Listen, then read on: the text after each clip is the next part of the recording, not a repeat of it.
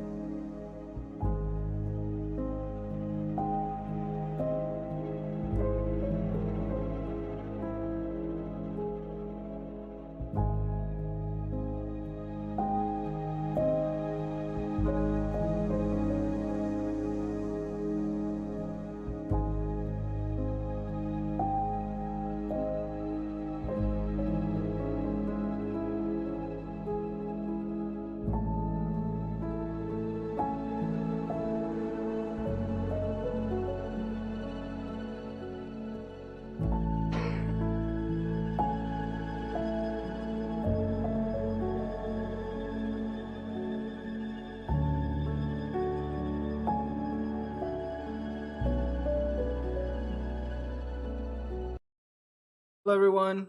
Good evening. Buenas noches. How's everyone? Happy Friday. Yeah, let's give a round of applause to Kate Gale and Kim Dower who are with us tonight. Yeah, celebrating her book, What She Wants. And we'll be in conversation and we'll hear from both authors, Kate Gale and Kim Dower. Uh, Wanted to introduce myself. My name is Ivan Salinas, Programs Manager here at Beyond Baroque. I'll be the host of tonight's reading. I want to start by acknowledging our presence in the unceded territory of Tonga peoples, stand in solidarity with indigenous communities who've endured colonialism and displacement, stand against genocide, and are committed to provide a space for artists and communities of descent. They are the original stewards of this land. Beyond Baroque was founded in 1968 by George Story Smith, began as an experimental literary arts magazine, and evolved into the interdisciplinary art space it is today. You can learn more about our historical venue. It is now 57 years old and has always been a space for artists and writers. To keep up with our upcoming events, I encourage you to sign up to our newsletter. Beyond Baroque will be having a few exciting events in March. Among them are that we'll have a new anthology out called Poetry Goes to the Movies. And this is an anthology edited by Susan Loomis, has about 100, a gathering of about 100 poets, specifically all talking about film, poems based on some of the favorite Hollywood classics, but also a bit of the underground indie and international films that have been made and left a mark in some of these poets' minds. So that is set to debut at AWP, and we'll be having copies there. And Beyond Baroque will be present at AWP of March 26th through March 8th. It's a 4-day event, and tickets are on sale if you want to be part of the conference. We'll be having some book signings as well. In the conference itself, we will be having a panel of literary archives, definitely talking about the recent acquisition of Beyond Baroque's archive into Cal State Dominguez Hills. We'll be having some more archivists in that panel, including Donna Drucker, Jen Johnson, and a few other panelists that are also part of independent organizations going through the same cycle of um, documenting the history of their spaces. In addition to that, there is a Poetry Goes to the Movies panel, which will be led by Susan Lomez, Ramon Garcia in there as well as part of the panelists, and a few others. So check that out. We will have announcements coming up in our social media, newsletter. That will be the best ways to keep in touch with us. We also have our Wednesday night and Monday night workshops. They are focused on developing participants as fiction and poetry writing. For anyone interested in joining, feel free to talk to me after the program, or you can inquire about it with Genesis at the bookstore, who also has a beautiful display of our authors tonight, and I'm sure they'll be happy to sign books after the reading. So, without further ado, I think we are ready to start with some poetry for the night. I want to thank you all for being here, and we'll say a few more words at the end. But we'll start with readings by our features, sorry, and then we'll have a bit of conversation. To start off, we'll have Kate Gale kicking the night off.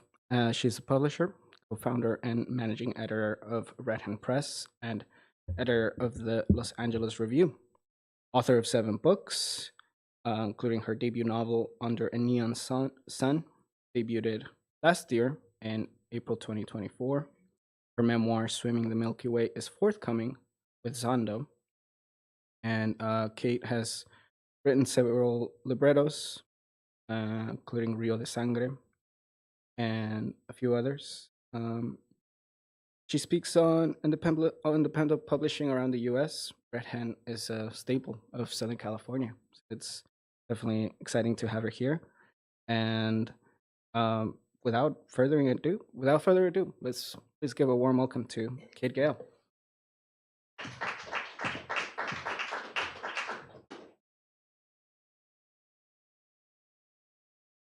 It's a pleasure to be here, and thanks so much for that warm welcome.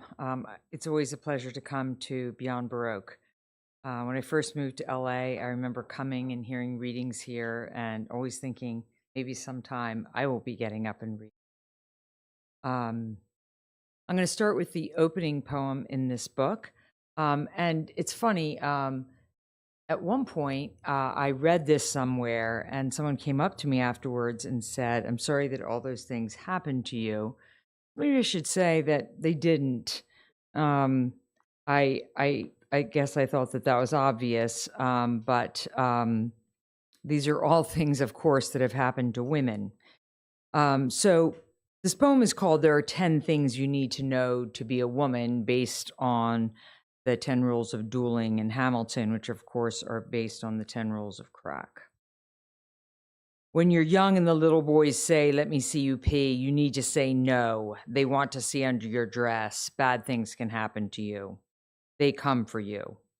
When you're in school and the other girls laugh at you because you're dressed like a half-wit, don't expect your mama to care. She'll laugh with her sisters, with her mother. They'll all laugh at you. They're laughing right now. They come for you. When you grow breasts and the boys say they just want to look at them, they don't mean it. They mean they want you to undress. They mean they want to have sex with you, and then with someone else, and then with someone else, and then with someone else. They will tell everyone how easily you slipped off your blouse, unhooked your bra, stepped out of your skirt. You thought it was love. They thought you were easy pickings. They come for you.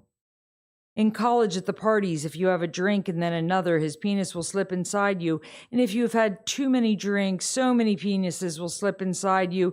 It will be a party of penises inside you, a memory of penises, a throwdown of penises. And you will try to stand afterward. You will try to walk. You will hear them laughing. They come for you. You move to another state and start over. You date doctors and lawyers. You are taken to the country club where the fancy men put their hands on you. They take you to high-rise hotels where they grope you in exchange for dinner. You put out, you are popular. They come for you. You get a job. You ask the women at your company to help you. You want help meeting important people, making connections. The women will not help you with anything. They sew the scarlet A to your blouse. They come for you. You get married and then you get a divorce. You hope the women will invite you over to meet their single friends. They do not want you alone with their husbands. They don't trust you with their boyfriends. When you try to talk to their men, they come for you. The only way you could avoid attention is to get fat, but you live in a city where fat is not permitted. For a few years, you let yourself get a little bit fat and you have a few more friends. You have a fat boyfriend. Then you join a gym and lose weight. The women turn on you. They come for you. You could become religious, talk to God, become a Jesus lover or a God follower, and there in church, maybe the other women would like you. The other men would assume you aren't about sex. Don't people pretty much stop having sex once they join a church? You attend church one Sunday, everyone can see you are a fake. They come for you. You are a motherfucking skinny ass bitch. You've stomped around the world in your life building castles. You've painted the sky and planted trees. You have broken the goddamn rules, and when they wrote new ones, you broke those. You are out of control. You are the wild New Testament of women. You are breaking the 11th commandment, which is, "Thou shalt not speak if thou art a woman." You are speaking in your dirty boots without shame. Where's your shame, woman? Where's your shame? Why do you not hang your head, woman? They come for you. They come for you. They come for you.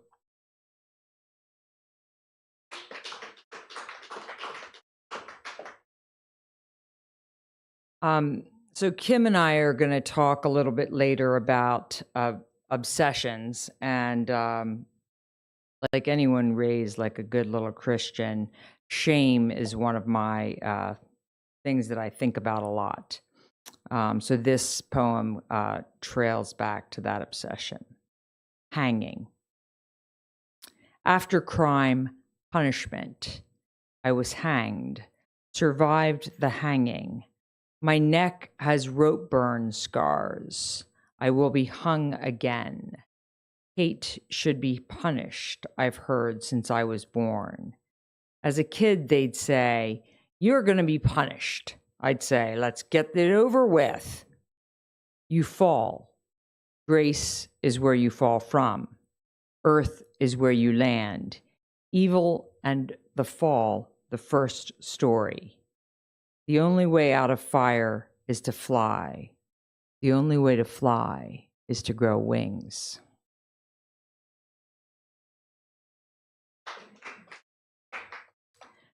I'm using all these bookmarks from cards that my kids gave me for Christmas, and I just realized that this one says, "I'm a fucking masterpiece." Peggy, that's why you have to stay close to your kids.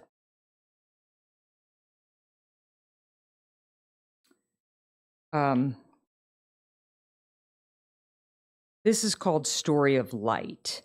So a lot of the poems in this book have to do with Medusa, and this one does have to do with Medusa. I'm kind of obsessed with Medusa. In the aching wind between Tigris and Euphrates, the first man kissed the first woman, a kiss that began the thirst for thousands of kisses. My first kiss wasn't tender, not a kiss on the neck or the hand, not a kiss with a question, not a long movie kiss or a shy twilight kiss, not a warm summer kiss or a cold winter kiss. My first kiss was an angry hiss. Those kisses that devour your neck, kisses that don't need an answering kiss, kisses so cruel, kisses that punish, kisses that press lips into teeth, kisses that own. Just so was I kissed in the temple, pushed against the floor. Poseidon kissed me like you would kiss someone you hated, someone you wanted to kill. A kiss that says, I take this from you, die. When it was over, there was a slap to my backside. I rolled over, heaped on the floor, a slab, a thing. They carried me out, head and hair thrown back, my arms limp. Blood dripped onto marble floors. My lips ached from those angry, bloody kisses.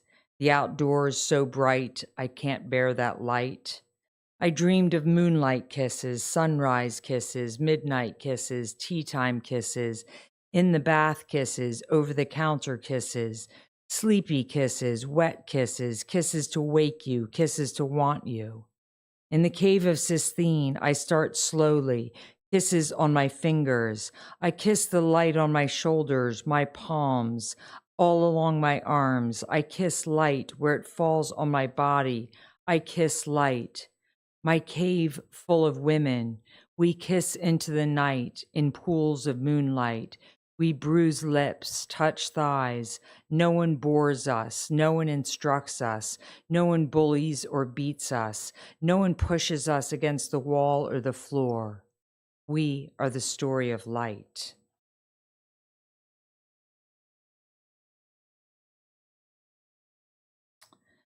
So, when you think of the story of Medusa, for the most part, the story you think of is Medusa is living in the cave, has the head full of snakes, and the hero comes and cuts off her head and uses that head to rescue the maiden. But there's a story before that. How did Medusa get the head full of snakes? So Medusa was in the temple, was a virgin, was raped, and as a punishment for being raped, was given the head full of snakes. This is that story. That is a fucked up story. Those who loved Medusa. You, Poseidon, came to me in the temple. I laughed at suitors, men in love. You said I was a thing of beauty, a cup for love. You smashed the cup, you poured the wine. In Athena's temple, you raped me on the floor. My eyes met Athena's. She found me guilty. After the rape, I gathered myself in blood. Athena whispered, I curse you. Athena said, you wore red, your skirts rustled, you smiled. Your hair will rustle. Your face will be unforgettable. Your silky hair will be snakes. Your voice a hiss. You are creature. Carry this story forward. Rape is the fault of the victim. Carry this story forward. The female turns the key, opens the door.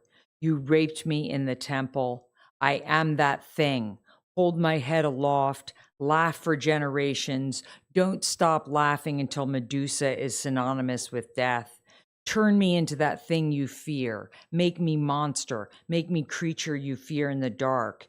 You fear the thing in the dark, wet, ripe, swollen, waiting for pleasure, that thing demanding. Fear the woman with her own snakes. Men kept visiting me in the cave on the island of the Sistine. Men kept visiting the cave. It isn't true they all died. Imagine the men who entered the cave, found love in the dark.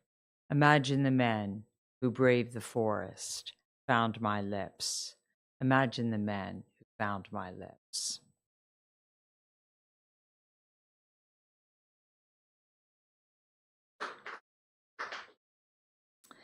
I'm going to end with the last poem in the book. Some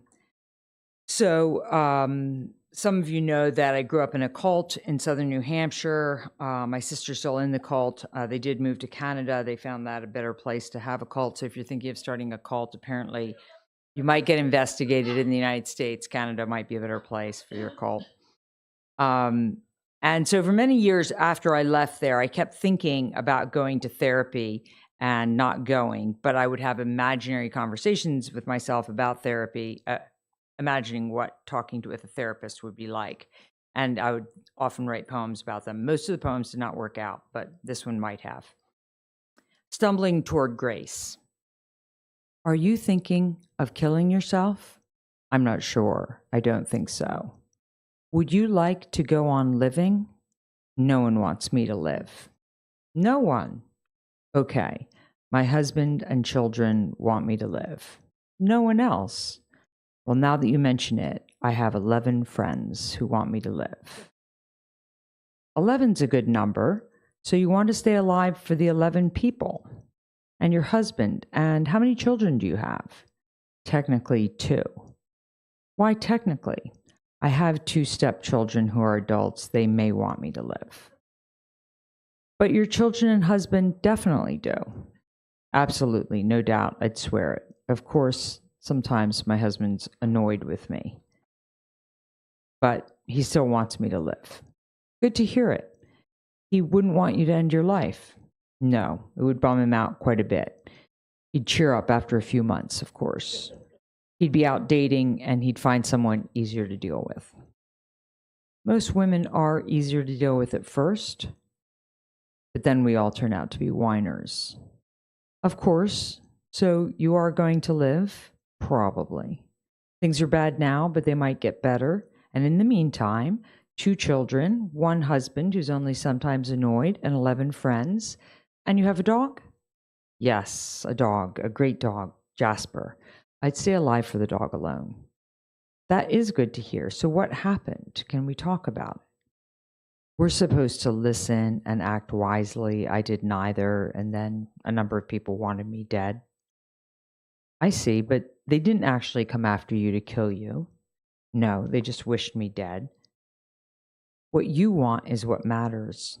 I don't know what I want anymore. What did you do to annoy these people? To make them wish me dead? I wanted to be a defender. Instead, I was a heckler. What would you like to do?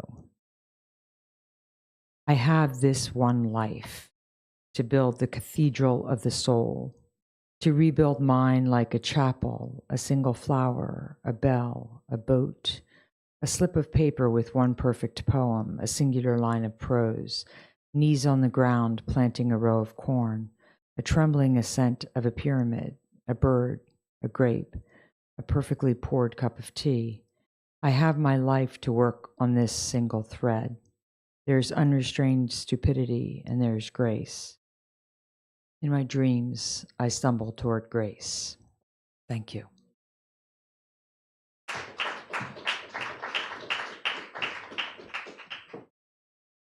Graceful Kate Gale.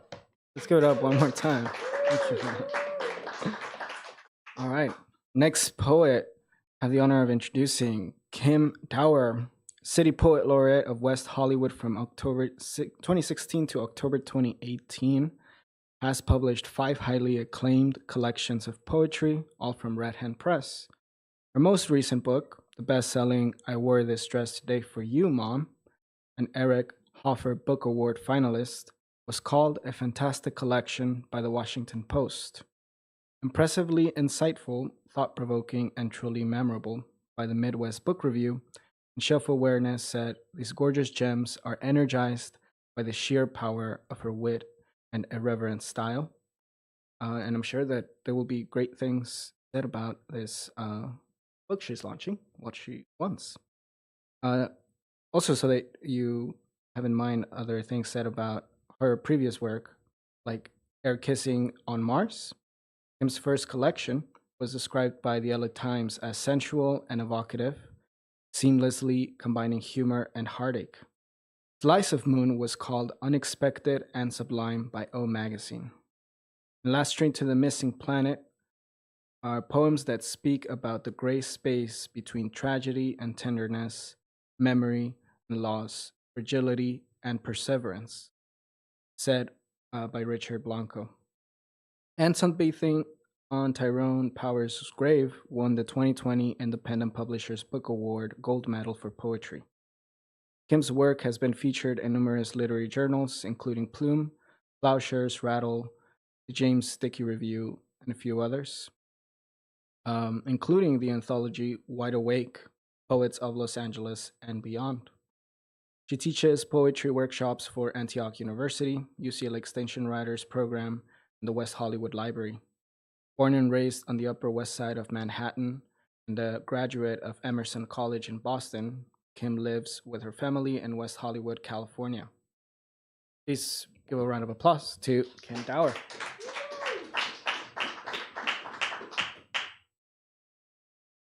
Hello, everyone. Thank you for being here. We're very grateful to have you here tonight. So I had my list I was going to read, and then I heard Kate's beautiful poems, and she read a poem called, it's not called First Kiss, but is it called First Kiss? Okay, well, I have a poem called First Kiss. So I'm going to be reading so you can hear of two different women's ideas of first kisses. But I am here mainly because of Kate Gale, to whom I will always be grateful for publishing my books. And I remember the first manuscript, Air Kissing on Mars. Kate didn't know I was a poet. She knew me as in another capacity in the publishing world. And I was sort of shy about telling her, but I had to. And I said, you know, I'm also a poet, and I have this manuscript. Anyway, I will never forget, and you know I have it. It's one of my great treasures. She went through the whole thing and wrote comments throughout the whole manuscript, and it was one of the greatest moments of my life to see that returned with her comments and saying, yes, we want to publish this. And that was 6 books ago. So, you know, I fooled her anyway. So I'm very grateful for that. Who said that? It's much easier than you think. So this book, What She Wants, poems on despair, obsession, desire, despair, and euphoria, is a book that deals with a word and a subject called limerence. I don't know if any of you know that word, but I came across it. I was reading an article, and it said she was under the spell of limerence.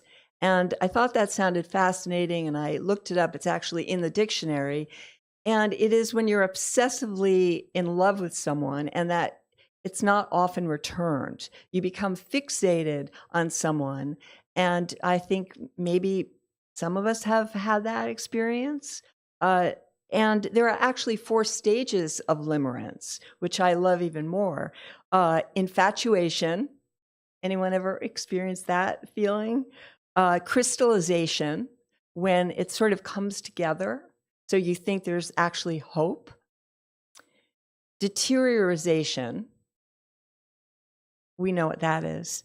And ecstatic release, which is the final frontier of limerence.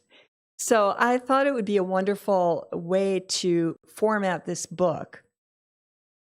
And so it is formatted in the 4 stages of limerence. And I'm actually going to start with, is it an epigram or an epitaph? I never know. Epigraph, yeah. That's why you people get paid the big money.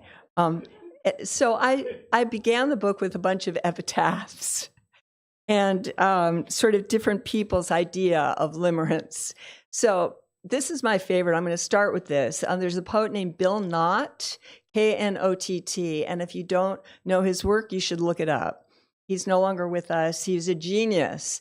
And one of the things we all know if we write poetry is cliches are the enemy. We cannot use cliches. And we're all taught that, and it gets crossed out in every poem.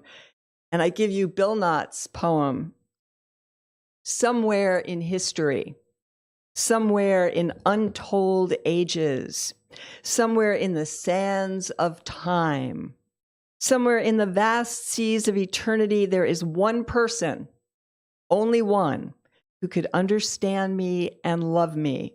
And you're it, so get with it. So I think that sort of wraps up what this book is. So if you're under the spell of limerence, you think you met that person and you sort of don't let go until they may agree with you. I feel like starting with this poem, First Kiss, just because I was intrigued by Kate's First Kiss poem. And this is in the ecstatic release portion of the book. It's at the end of the book. First Kiss. Manny, the MRI technician, hands me earplugs. These will help, but won't eliminate the banging. He gives me a tiny sedative to place under my tongue, slides me into the dark tube, suggests I close my eyes.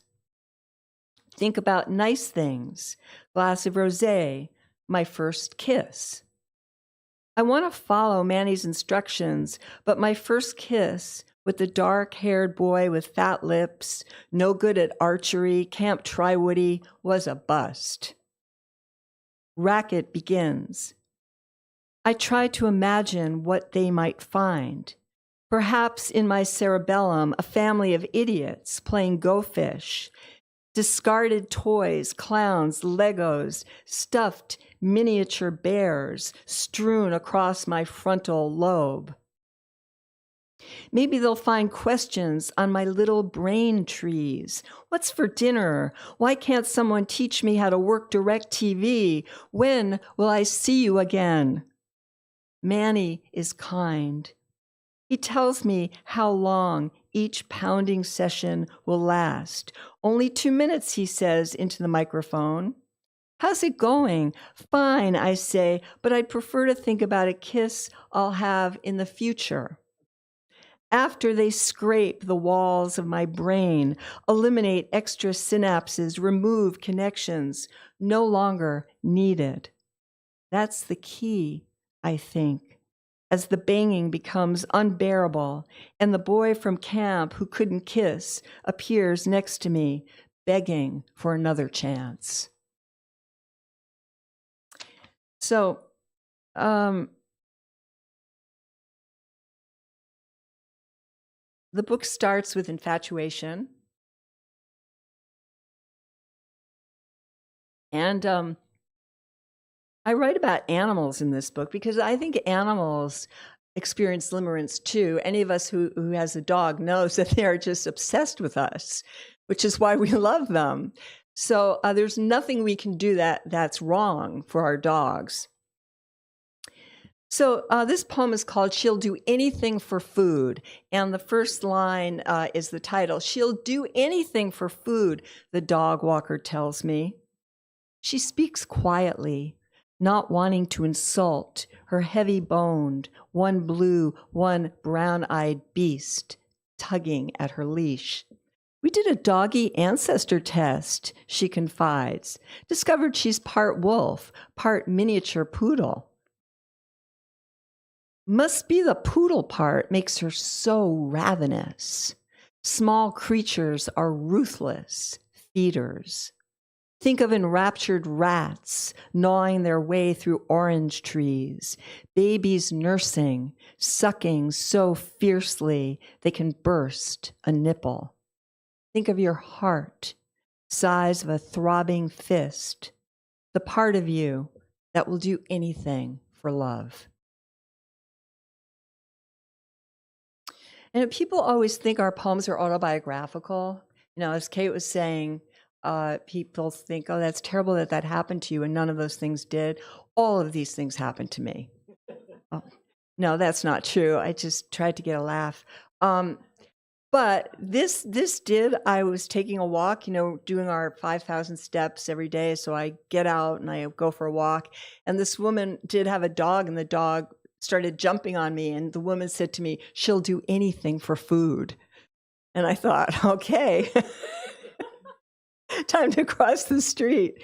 But it did give me a great idea for a poem.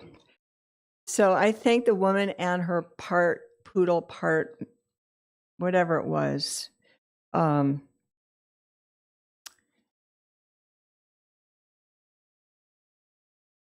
So let's see here. I know a few of you have been to some other readings, so I was thinking I should try to find some things I haven't read, and kind of like to read the same kinds of poems. This is a quickie called Get an Afterlife. And this is, remember, a book about obsessions.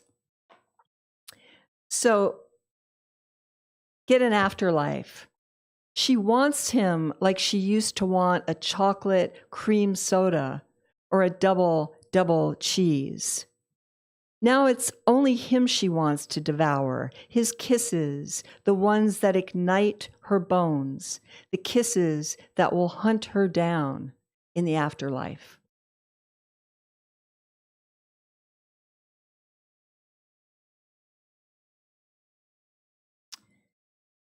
So I grew up in New York City, and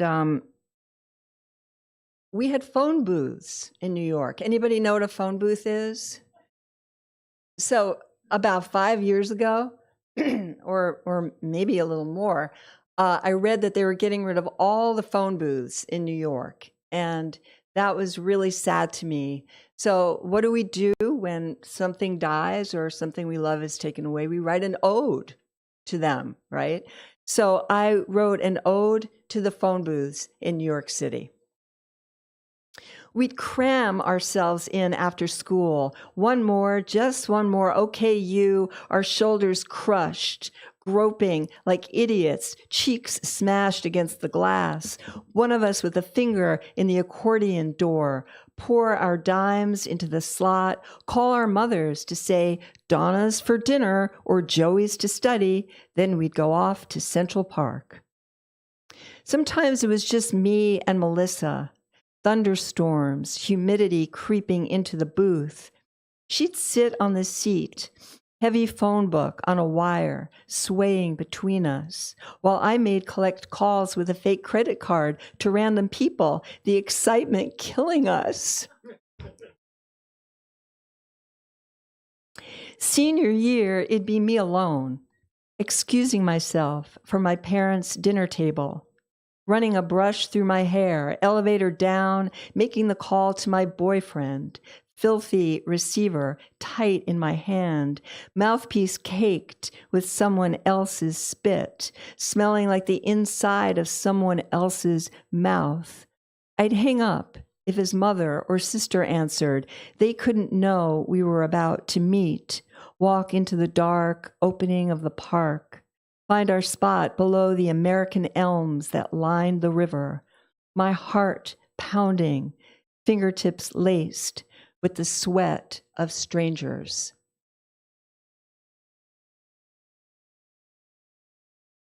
I miss phone booths and the whole idea of them, and then we used to go and try to see if there was change in those little, which was.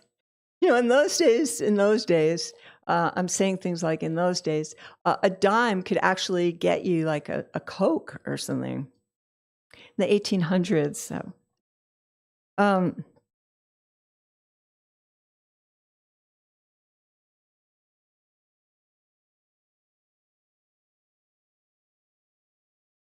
I want to see you glow, he tells me. So I rub pet products all over my body. Oil to make a dog's coat glossy. The hair on my arms is sparse, but I run fast and have an appetite like a Weimaraner. I want to feel as good to the touch as a dog after a day in a dog spa, as energetic, intelligent, alert, steady. This human life is not right anymore. Look around. Join me for a chew treat and a dish of water.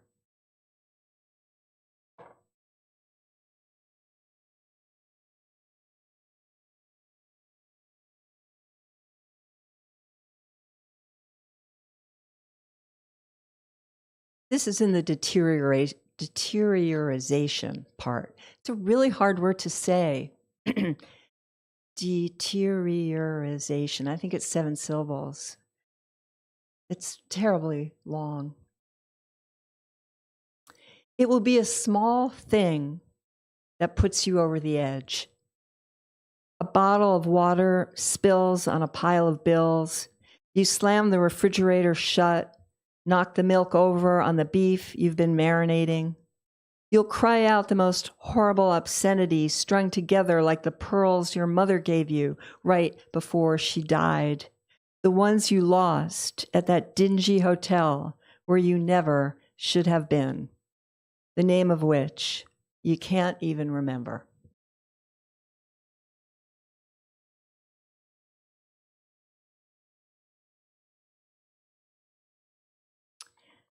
So let's see how we're doing here.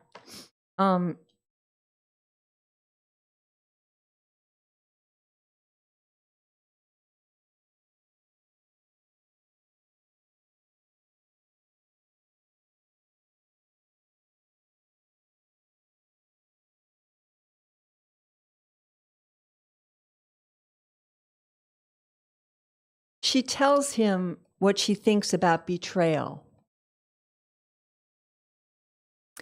It's useless to ban ourselves from feeling love. Is it even possible? When someone we love dies, don't we think of the others who've gone before? Doesn't one love pour into the stream of the others?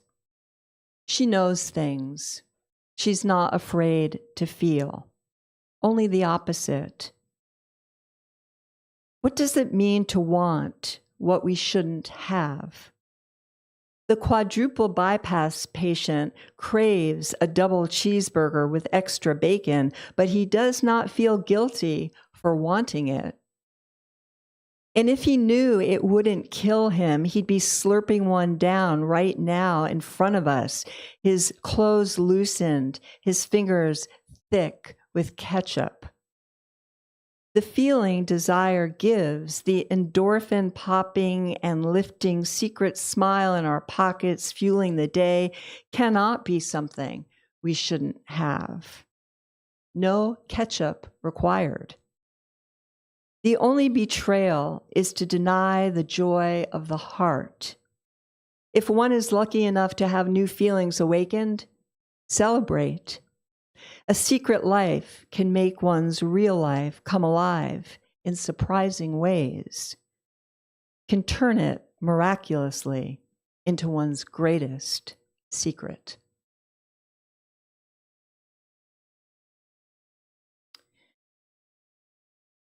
So I think I'll just read one more poem. And it's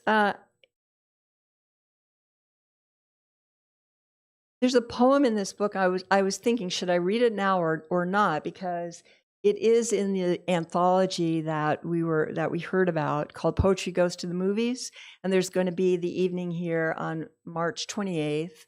Suzanne Lummis's anthology. And I have 2 poems in it, which I'm very proud of, and one is in this book.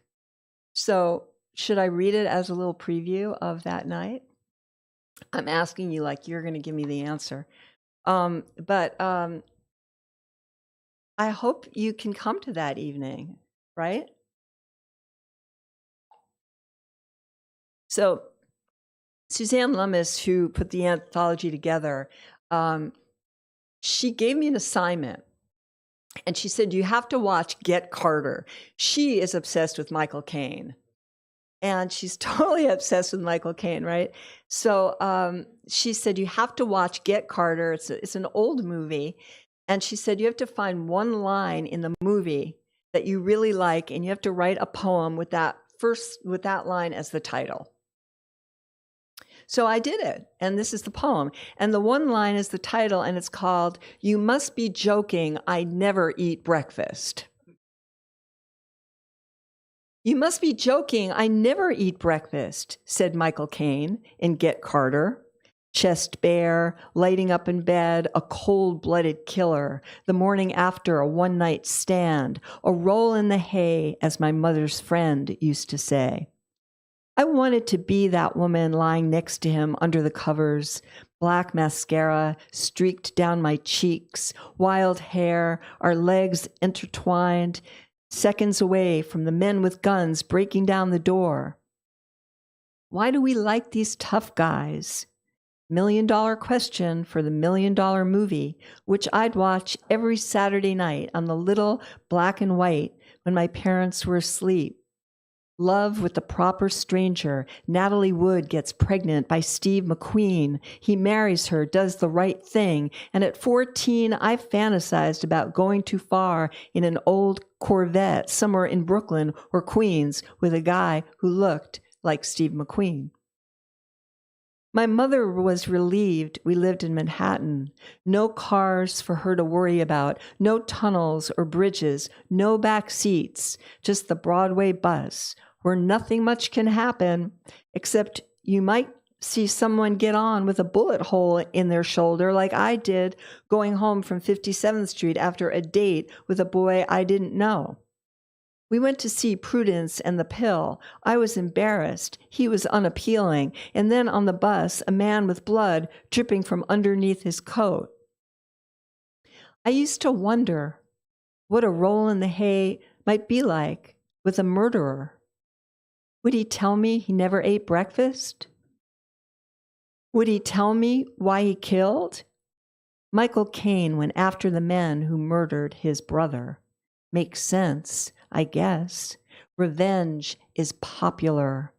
If someone set fire to my house, I would find them. I would borrow a gun. Everyone, it seems, has one. I would pull the trigger on an empty stomach. I never eat breakfast either. Thank you very much.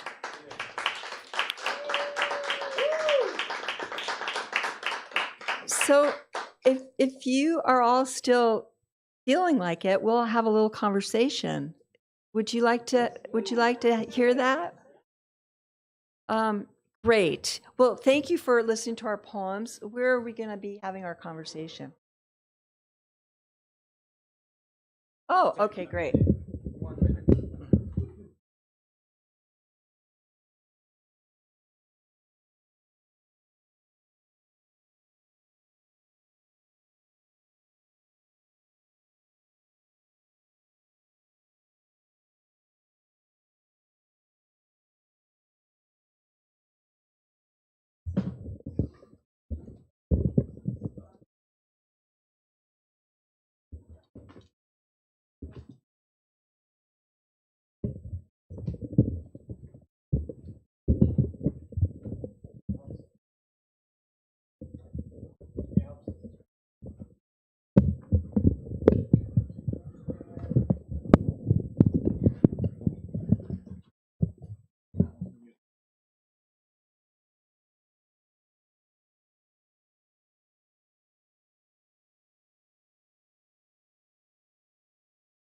She just thinks she looks cute in pink. True. I want to be back with Okay. I'm afraid to touch this. I think we need to move it back a little. Looks very curious. Okay. Okay. Oh, yeah? Can all hear? Hi. Hey. Hey. I brought all my things up, but you have I see. nothing. I like to be prepared. In case Kate said, Kim, read us that poem we love so much. So yeah, I like that this book of yours focuses on this idea of obsessions, because I often feel as an editor that when I dive into reading a manuscript that, you know, I'm trying to decide whether we're going to take, that's one of my first questions is what is this person obsessed with? I want to see if I can figure that out. What is it that what was the kind of through line that they're obsessed with, at least in this book? And obviously, if you read enough of a person's work, you feel like you have a sense of their bigger obsessions. And I think that, obviously, this book is about obsession in general. But I definitely think as writers, we have sort of through lines of obsessions that thread through all of our work. Would you agree? I mean, do you feel like there's Yeah. obsessions that go through all your books? I'm obsessed right now with this microphone, and I think it's too far away from me, but it's okay. All right, great. So I don't know if I made this up or if a teacher said it and I wrote it down years ago, but I claim it to be my own line. But it's our obsessions don't change, just the way we write about them. And I feel that that's true. Like I feel like I've written this about the same topic in different ways over and over and over. I don't think you get new obsession. I think in a way, people say you write poetry to make sense out of things that don't make sense. Mm-hmm. You write poetry to try to understand what you can't understand. And I think that goes back to obsession. Mm-hmm. Why do we keep thinking the same things or have the same feelings? And at different stages in our life, or my life, there's a different focus, but it seems to be a similar kind of obsession. Mm-hmm. So, for example, Mothers is one of your... Yeah, well, I can't get rid of her. Mm-hmm. No offense, Mom.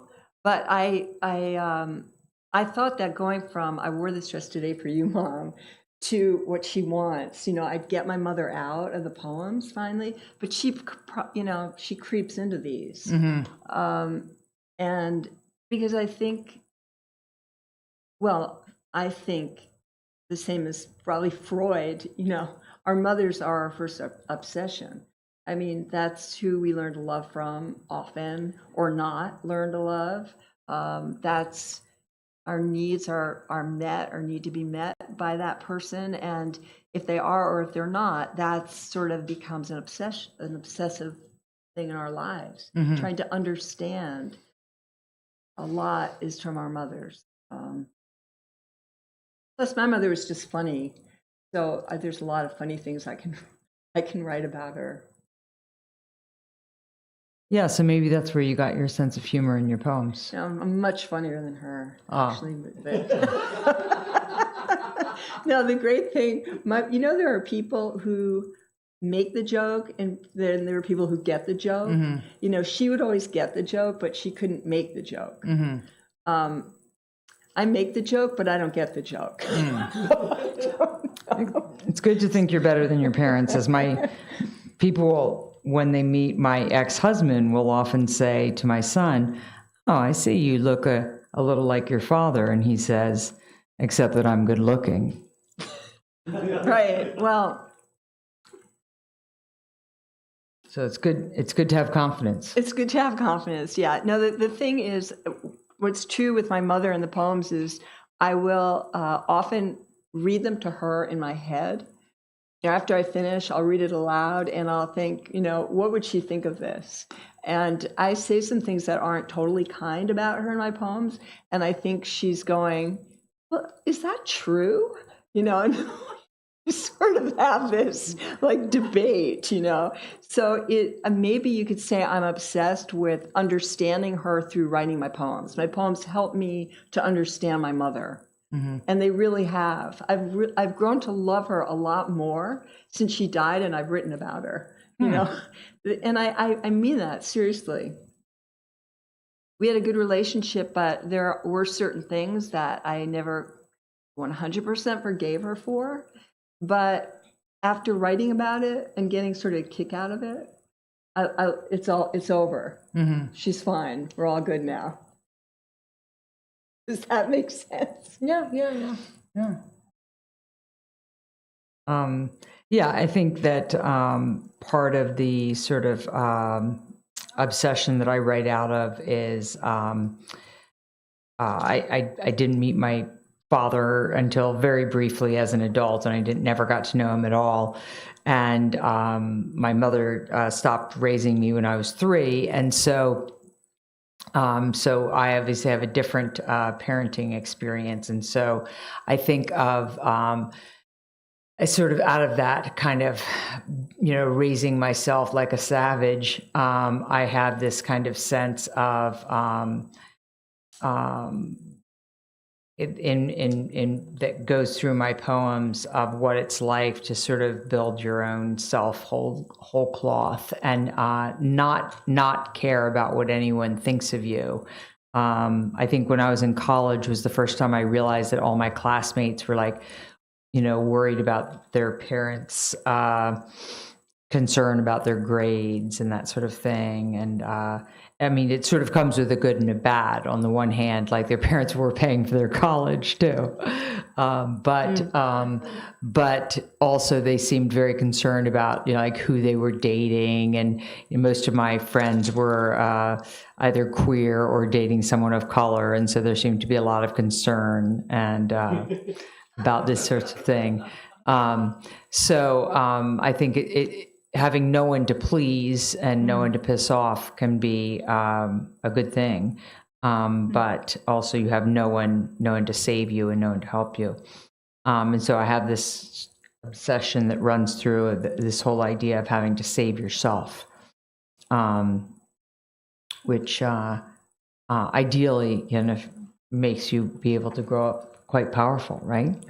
Yeah, well, that's interesting what you say about no one to please, because my life was all about pleasing these people. And so I think part of my obsessiveness, or the poems that I write, the obsession, is getting through that needing to please. And it's hard. It's hard when you have no one to please, and it's hard when you have to please. And I think part of a lot of our poetry, we write in similar subjects about women and what we go through as women. And what we go through as women is needing to please, because I mean, that's we all know that little girls need to smile and little boys don't. Like, why isn't she smiling, and why isn't she being darling right now? And boys don't have that to deal with. So for me, I think a lot of the poetry, a lot of what I write is trying to understand that too, like not wanting to have to please. So we kind of come from it from opposite points, and yet sort of funnels, there's a lot of similarities in the work. Particularly, in the work, I love your poem about the therapist, because anybody who's been to a therapist, what that feels like when they ask you a question and you just sort of lie about it. And it becomes a game between you and the therapist, who can sort of outsmart the other one in a way. It's interesting. But I think that I really like that idea of having to please people or not having to please people. And then do you end up just having to please yourself? Was that of your whole? Well, that is the problem, is that you you have impossibly high standards for yourself you can never meet. Yeah, so Because there's no one there to say that you're good enough. right. But you see, your parents never tell you you're good enough anyway. So it's like, Yeah, good to remember. it's the Yeah. same thing. It's like I've never met. You know, we try to be much better parents now than our parents of our generation. I mean, no one would just generously say you're good enough. What you just Yeah. did is terrific. Like Yeah. who's ever heard that? So it's really interesting. Well, you please me, Kate. Yeah, I'll keep that in mind. Yeah, so I also think that one of the things that you write about, you know, is the sense of you know, wanting something that's out of reach. I think that I first of all think that that's a very sort of 21st century thing. I think that we want more things than we used to. I think there's just we all have more stuff than we need to, and we want more things. But also, of course, wanting a person that's out of reach. In your case, in this case of the book, A person, and also the idea of love and what you expect from love and what you want from love, is that always out of reach? And I guess that's always a question. I mean, do we always want more out of love, and what is love? Romantic love, or someone, again, we don't have to please them. Just our being alone is a pleasing thing. But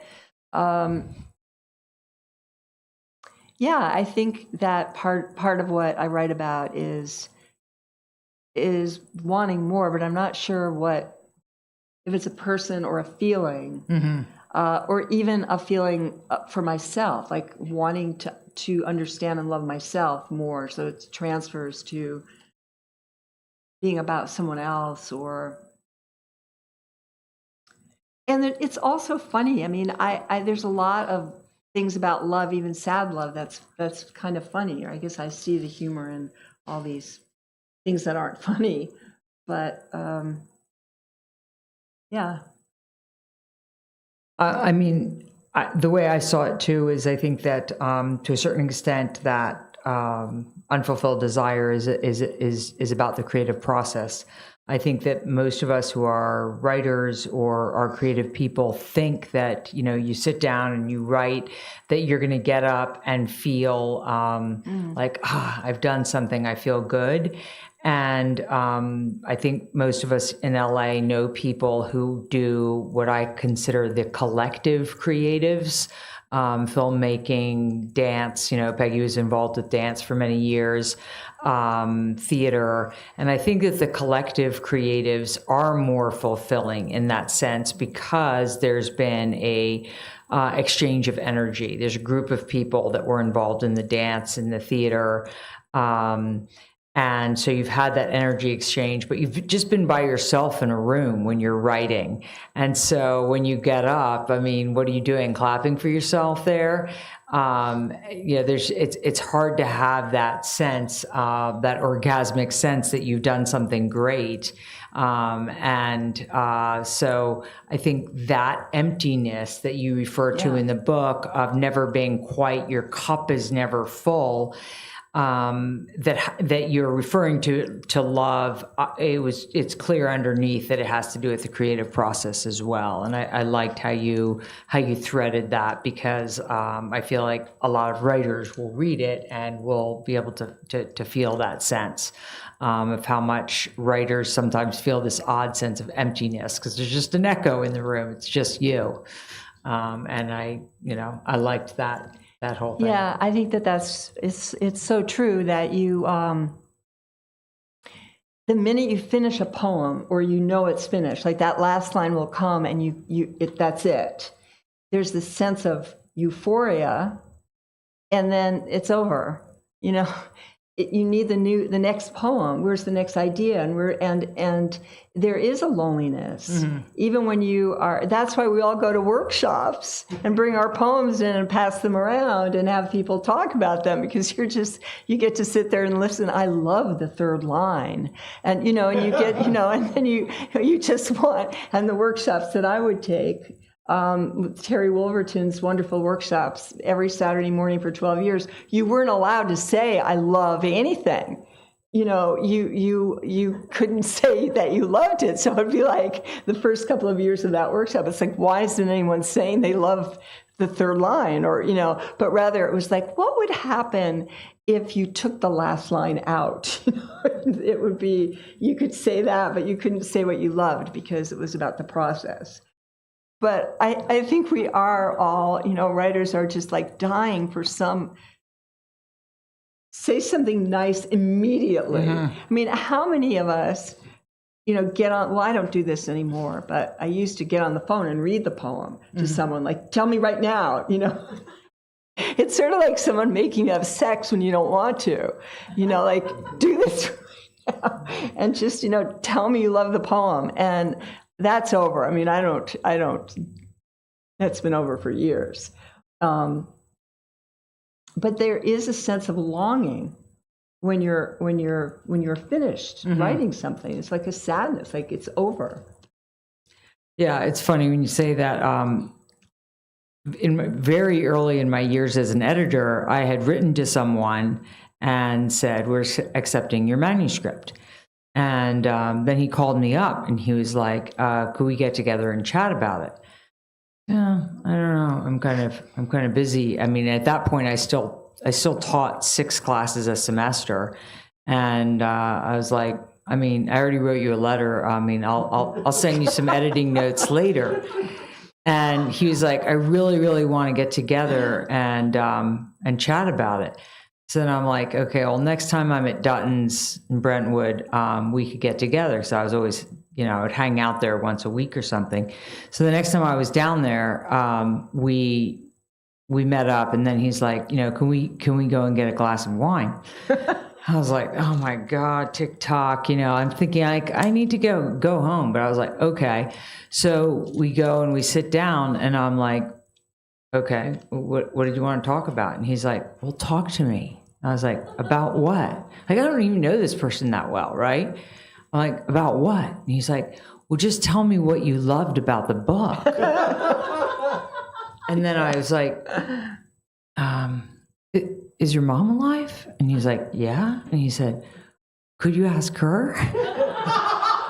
And then he's like, you're the editor. And then I was like, oh, it did dawn on me, because I'm quite slow about things like that. I was like thinking, oh, he wants like some strokes and stuff. So I was like, oh, okay, got it, okay.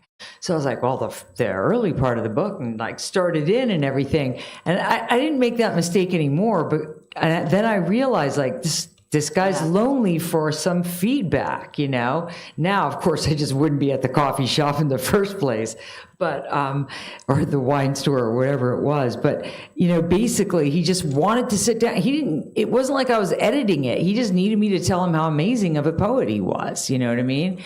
And it's funny because I look back on it and it's like, really, that's what we all want. It's just, you want someone who's going to be your literary champion to sit down and say, I took this book because I love it and because you're amazing. And I can't get enough of it. And when I read it, I just like blew my heart wide open, And like the fact is that if you're publishing 30 books a year, that's a lot of stuff for you to do.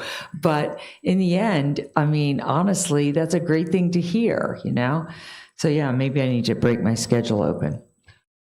Well, we write to be loved. And that's just the truth. We write to be loved. I mean, we write because we need to, like all these cliches we hear. Why do you write? Well, I have to write. Well, the truth is we write to be loved. A lot of, so the great, wonderful poet Thomas Lux, who was a teacher of mine, and he's no longer with us, but he has this great story. He taught for years at Sarah Lawrence, and then they offered him a job at Georgia Tech in Atlanta to head the creative writing program. And he's like, Georgia Tech, it's just a bunch of football players. You know, why would they want me? But they were developing this creative writing program, so he went to Georgia Tech. And the funniest story is that all the football players had to take an elective, and they all chose poetry as an elective, and they took his class because he taught them how to write poems for their girlfriends. And so he had all these football players in the class writing poems just to get girlfriends. I mean, I guess could have gotten them because they were football players, but they had like a leg up. But anyway, he loved that they were all like these big guys, like wanting to write love poems. Look, it's a great feeling when even at a reading, when you hear that little sigh at the end, when you read a poem like, ah, they call it, it has a name. It's like the poetry sigh or something. I think the really tragic part is if that doesn't even make you happy anymore.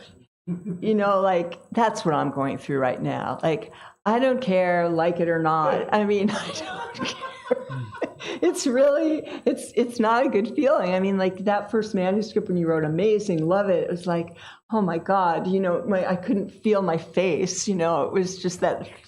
And now I almost want to write a poem to get it over with. You know, like, I can feel it. I call it a poem push. And that's what they feel like. You know, I have to have a poem push. And then I do the poem, and I don't even care if someone likes it or not. Like, okay, you're done. Get off my desk. You know, maybe I'll put you in this or send you out. So how do we get over that? What's happened to me? I don't know. Maybe you need more sleep. Do you think so? No, I don't know. I mean, I think that I definitely think we go through stages with writing, and yeah, I just think, you know, you go through stages. I also think that it's great to be writing about a subject that you're completely excited about. I mean, I was so excited about the Medusa book. You know, and I think that when you get started with your next book, you'll be really excited. So I think it's good to dive into a book that completely energizes you and pulls you in. And, you know, I also just don't want to undercut the excitement I do feel for every manuscript that we publish. It's just that you know, I know Pablo's here too, and knows that there's great labor that takes place from the time you take a manuscript and you are editing it and then getting it out into the world and getting it to readers. And so sometimes the time you have to spend with every single writer just telling them that they're amazing is more limited than it probably should be. But I do feel like I'm very fortunate to be working in literature and getting to read manuscripts and work with writers. And we've worked with some amazing writers. Speaking of people's obsessions, so I had lunch with Percival recently, and we've been publishing his poetry for many years. I asked him what his obsession was, and he said that he's obsessed with philosophy. And I think you can see that in his books, but I was expecting something different. Philosophy? Philosophy. Oh. And yeah, I was expecting something different as an answer. And yeah, so I'm still thinking about that. So it's philosophy that drove him to write James. So you never know what someone's going to come up with, I should say. So I'm curious if any of you have any questions for us.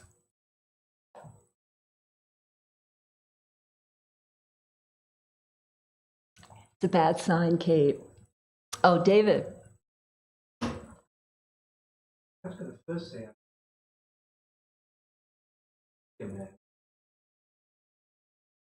Oh, thank you. Oh, thank you. Thank you. and then secondly, I was thinking about how there is similarity in the theme of the woman in the world and growing up. Read that you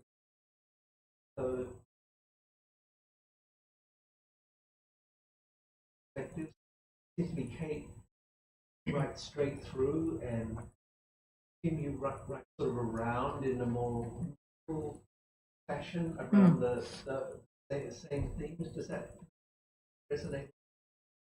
Well, that's interesting what you say, because I think our personalities too, Kate just cuts right to it. She's very straightforward as a person, and I'm full of shit all the time. So no, I'm kidding. I kid you, David. But I know what you mean, that, look, in poetry we have our voice, or you hope to one day have a voice. And I think our voices are very clear, and Kate's voice as a poet is very straightforward, and there's humor in it, but you have to look for it. And I do talk more in metaphor, and the humor is very obvious. But what's interesting to me, just listening to Kate tonight, and I've read all her books, and I know her poetry, but there was something about hearing it tonight, maybe because with my book, realizing how similar the topics are, it totally the same. And it is about obsession, and it is about love, and it is about trying to find our own voice as a writer, as a woman. But our backgrounds could not be more dissimilar. I mean, the cult I grew up in was the Upper West Side of Manhattan, that is sort of a cult. But Kate, our lives are so different. And just even talking about what we were talking about, having to please no one, having to please everyone, but still the idea of pleasing. So anyway, yes, I think we have a lot of similarities, and the poetry is totally opposite, although the topics are so similar. And that is the beauty of poetry. Mm-hmm. That it's like, Amy Gersler's great line when someone said to her once, "I don't like poetry," which we hear, like, "I don't read poetry," or "I don't like poetry." She said it's like someone saying they don't like food, because there's something for everyone, and everyone likes something. And poetry, same topics, same ideas, same obsessions, totally different ways to present those feelings. So it's funny when you're saying that. I mean, I think you come to the world from different backgrounds. Kim is going to be reading at the Century Club in New York, and then Commonwealth Club in San Francisco, and we're just talking because it sort of occurred to me we're both going to be in New York next week.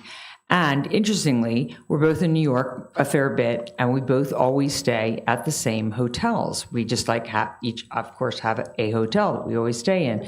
And Kim was saying that the hotel that she stays in has a French bakery, like on the bottom floor, and a little lobby and everything. And the hotel that I stay in, I wouldn't say that it's shitty and crappy beyond repair, but yeah, pretty close. And I mean, like, it's not like there is no lobby, but yeah, there is definitely no lobby. And when I'm there, I can go a whole week there living on just water and one container of tuna, and just spend my money on the subway and just do this, tuna in the water. And you can tell that Kim's eating at that French bakery. And so, I mean, it's just kind of odd, because basically I'm returning to my cult self and eating like the food I would have eaten as a child. Clearly. And I'm returning to Zabar's. Yeah. And so we're both returning to our childhood self when we're in New York, oddly, for no apparent reason, right? No, for me, because I grew up there, so I love this hotel on 77th and Broadway. It is not fancy, but it does have a lobby. It does have a French bakery. It does have a French bakery, and they give you coupons when you check in. Coupons, everyone's favorite word on the Upper West Side. Did you get a coupon? So I get coupons, and every morning I take the elevator down, and I go to the French bakery, and I cover up my pajamas with something, and everyone's going to work, and I'm just going back up to my room. So it's not fancy, but You get the idea, David. It does make me feel like I'm at home again. Mm-hmm. I can see the George Washington Bridge, and can see what is that river called? the Hudson River. I can see it from my window. But we're going to be in New York the same time next week. Mm-hmm. When do you fly? Monday. Oh, Anyway, any other questions? We do come back to being our real selves, obviously. well, thank you for being here tonight. Thank you Lily. so Thank you much. so much.